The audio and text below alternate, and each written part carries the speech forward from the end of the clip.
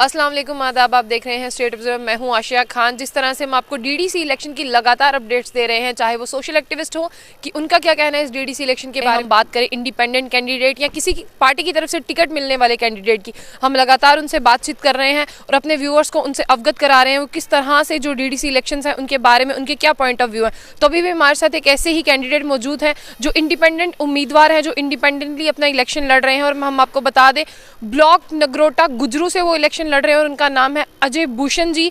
तो ये इंडिपेंडेंट है। हम आपको बताना चाहेंगे कि पहले ये बिजनेसमैन है ये, साथ ही साथ और अपने ब्लॉक की प्रॉब्लम्स को देखते हुए इन्होंने इस डीडीसी इलेक्शन में उतरने का फैसला किया है और हम इनसे बातचीत करने की कोशिश करेंगे और जानेंगे कि क्या पॉइंट ऑफ व्यू है इनके।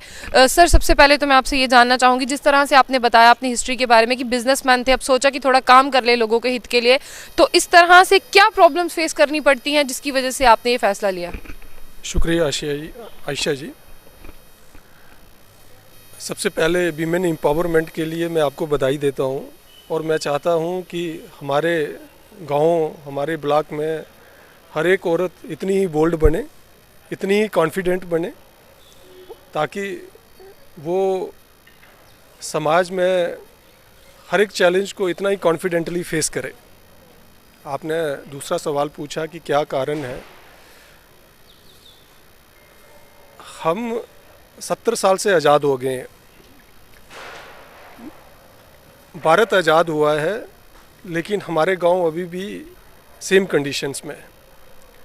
जहां दुनिया की प्रोग्रेस का रेट मीटर्स में मापा जाता है, उनको स्केल किया जाता है, हम लोगों को आज भी बीपीएल, बिलो पॉवर्टी लाइन के साथ मेजर किया जाता है।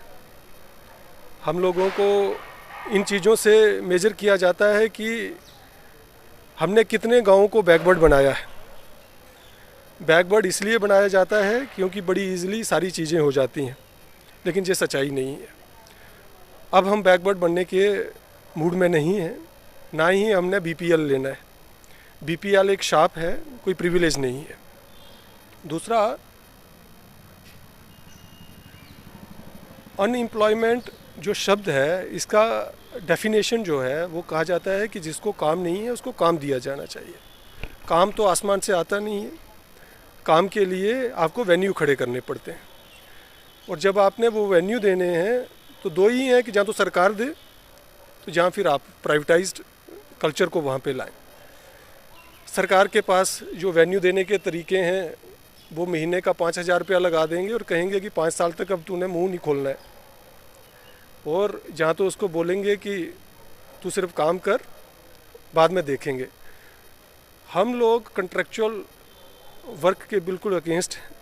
हमारी पहली कोशिश रहेगी कि जितने भी कंट्रेक्चुअल लोग हमारे ब्लॉक में काम करते हैं उनको परमानेंट जॉब दिया जाए, और जिनके पास काम नहीं है उनके लिए हम लोग इंडस्ट्री की कोशिश करेंगे। हम कोशिश करें कि वहाँ पे हम फैक्ट्रीज़ लेके आ जाए, ले पाएँ, और ज़्यादा से ज़्यादा एम्प्लॉयबिलिटी की बात करेंगे। देखिए, एम्प्लॉयबिलिटी के लिए एक भी अगर अच्छा सेंटर वहाँ पे आता है, वो कोई इंडस्ट्री आती है या कोई फैक्ट्री आती है, तो डेफिनेटली हमारी कॉन्स्टिट्यूंसी में अराउंड 30,000 वोटर्स हैं। अगर एक भी बढ़िया लेवल का हमने एक इंडस्ट्री यूनिट वहाँ पे ओपन करने में with the help of the government possible हो पाया, तो डेफिनेटली 5 से 7 हज़ार लोगों को बढ़िया तरीके का रोज़गार मिल जाएगा। सर, मैं जानना चाहूँगी, आप अपने ब्लॉक से हैं, क्या प्रॉब्लम्स हैं आपके ब्लॉक में जिसको आपने ये फैसला किया है कि आप चुनाव में उतरेंगे, जिसको देखते हो? मैडम, ज़िंदगी की सबसे ज़्यादा ज़रूरत जो मुझे समझ आती है, आपने प्रॉब्लम से शुरू किया, मैं आपको बेसिक प्रॉब्लम से शुरू कराता हूँ, वो पानी होता है। और आप मेट्रो शहरों में रहते हैं, यहाँ पे फ़िल्टर वाटर का कंसेप्ट है, मतलब क्लीन वाटर। वहाँ पे अभी तक मुझे नहीं लगता कि हमारे वहाँ किसी ने सुना हो कि फ़िल्टर वाटर क्या होता है। जो नेचुरल रिसोर्सेज से एक्सट्रैक्टेड वाटर है, उसको डिस्ट्रीब्यूट किया जाता है थ्रू द पाइपलाइंस। और मैं आपको 100% गारंटी के साथ कह सकता हूँ कि जो 70% डिजीज़ वहाँ पे एग्जिस्ट करती हैं, that all is due to the impure water supply. The purity of the water के लिए ग्राउंड लेवल पे क्या काम होने चाहिए, उसको कैसे क्लियर करना है, कैसे साफ़ पानी लोगों तक मुहैया करवाना है, ये सारी प्रोसेसेस का काम है मैम। और इन सारी प्रोसेसेस को कैसे शुरू करवाना है, कैसे गवर्नमेंट को वहाँ पे इन्वॉल्व करना है। मैंने क्या देखा है मैडम कि इलेक्शन से पहले लोग काफ़ी मेहनत करते हैं, अपना लोकल कार्ड भी खेलते हैं कि मैं यहाँ का लोकल हूँ, 24 घंटे आपके पास रहूँगा। कास्टिज़म का कार्ड खेला जाता है, रिलीजन का कार्ड खेला जाता है, और इलेक्शन जीतने के बाद जो पोजीशन ली जाती है वो एक बिज़नेस बन जाता है। मैं आपको ये चीज़ अश्योर करके कहता हूँ कि पॉलिटिक्स हमारा प्रोफेशन नहीं है, पॉलिटिक्स हमारा मिशन है। ये मिशन हमने सर्विस ऑफ ह्यूमैनिटी के लिए लिया हुआ है। अगर हमें अपॉर्चुनिटी मिलता है तो हम एक अच्छी शिक्षा, एक अच्छा जीवन शैली और एक अच्छा हेल्थ केयर अपने लोगों को प्रॉमिस करते हैं। सर, मैं बात करना चाहूँगी लोगों की। इससे पहले भी बहुत सारे लोग आए होंगे जिन्होंने उनसे वादे किए, बट वो जीतने के बाद कहीं उनको दिखाई नहीं दिए। तो मैं यही जानना चाहूँगी कि आप किस तरह से लोगों को ये आश्वस्त करेंगे कि वो आपको वोट दें और आप उनके काम करेंगे। मैम ऐसा है कि कोई भी प्रोसेस जो होती है वो प्लानिंग्स के साथ बनती है। होता क्या है कि इलेक्शंस में जो वादे किए जाते हैं उन वादों को गवर्नमेंट की एक मोहर लगा दी जाती है कि गवर्नमेंट ने मुझे सपोर्ट नहीं किया, इसी कारण मैं कुछ कर नहीं पाया। एक लीडर के लिए ये शब्द जो हैं वो सूट नहीं करते। लीडर कौन है? जो गवर्नमेंट के साथ जाके उनसे मिलके और जितने भी डिपार्टमेंट्स हैं उन सबको इन्वॉल्व करके उन सबको सीटिंग एक साथ कराए और जो रुकी हुई प्रोसेसेस हैं उन सारी प्रोसेसेस को शुरू करवाए। देखिए, ये टीम वर्क का काम होता है। सेंटर हो या स्टेट गवर्नमेंट हो, हर कोई चाहता है कि उनका एरिया डेवलप करे, और अगर लोकल लोगों का सपोर्ट और उनकी थॉट प्रोसेस सेंटर और स्टेट गवर्नमेंट के साथ मैच करती है तो डेफिनेटली वो सारे एरिया ग्रो करते हैं। मैं बड़े सारे लोगों को एक एग्जांपल देता हूँ। एक महिला सरपंच हैं हरियाणा की, जिनको अमेरिकन यूनिवर्सिटीज़ ने स्पॉन्सर किया हुआ है। आज इंडिया का नंबर 1 पंचायत है, वो राष्ट्रपति अवार्डी हैं। वो क्यों पॉसिबल है मैम? पॉसिबल क्यों है? क्योंकि वो इतनी एजुकेटेड हैं कि वो उस मैसेज को कन्वे कर सकती हैं, लोगों को समझा सकती हैं और सारे लोगों का डेवलपमेंट हो सकता है।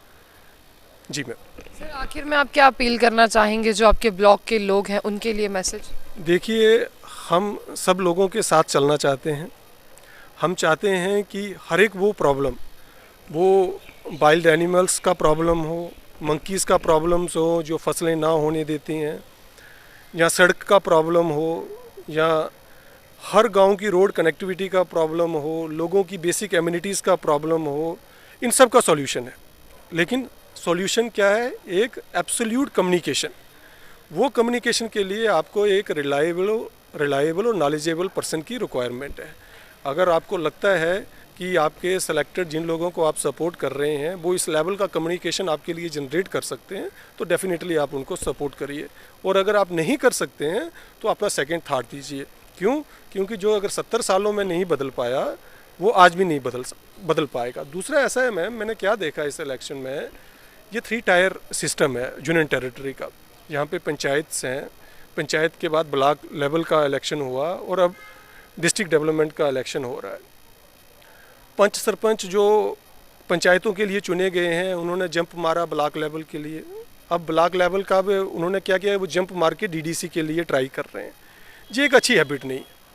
जब आप एक पंच चुनने के बाद अपने एरिया के लिए कुछ नहीं कर पाए तो आप बीडीसी बन के भी कुछ नहीं कर सकते, और अगर आप बीडीसी बन के भी कुछ नहीं कर पाए तो आप डीडीसी बन के भी कुछ नहीं कर पाएंगे।